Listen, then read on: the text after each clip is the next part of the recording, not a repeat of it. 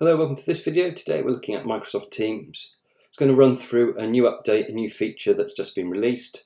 So I'm using Microsoft Teams for Mac, so if you use it for PC it may look subtly different. So I'm sure most of you are familiar with the left-hand menu, which enables you to monitor activities, chat, Teams, assignments, calendar, just to mention a few. And then in the top right-hand corner we've got the option to meet now. If we click on the drop-down next to New Meeting, we'll see that there's also the option now to schedule a webinar. So if we click on webinar, that opens this window here. We can put in the title of our webinar. We could search for presenters within our organization. We could add a location if it was also linked to a physical location. And we could put in maybe the schedule for the webinar in there. But what's new is we've now got this option to create a registration form. And if we look at the top, we've got a number of choices on this drop down to decide whether we want no one to need to register, whether people within the organisation, or for everyone.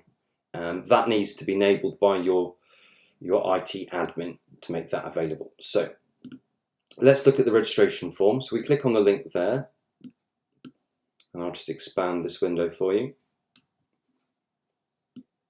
At the top, we've got the ability to copy the registration link, so we could copy that to send it out, or maybe to add it to a social media feed ready to be shared. We can add an image, so if we click on that,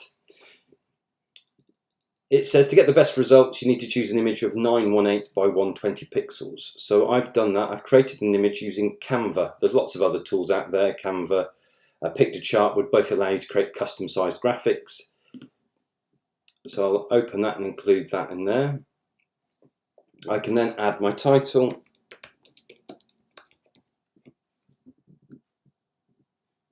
add a description,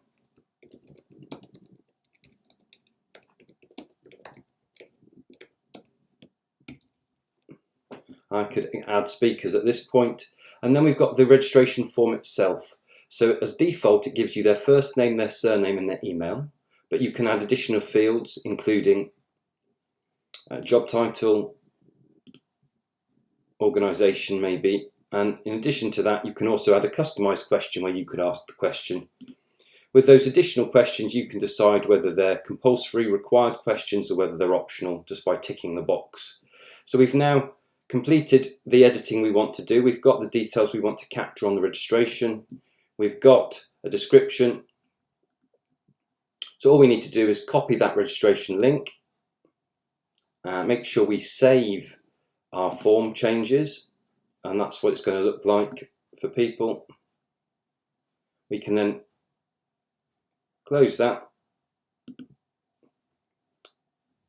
and add our presenters and then hit send. That's now been scheduled and we've got the form ready to go. So it's a great new feature built into Microsoft Teams. If you want to find out more about Teams and the other new features available, click up on the banner in the top right hand corner. Otherwise, remember to give the video a like and subscribe to the channel, and join me again soon for more EdTech videos. Thanks for watching.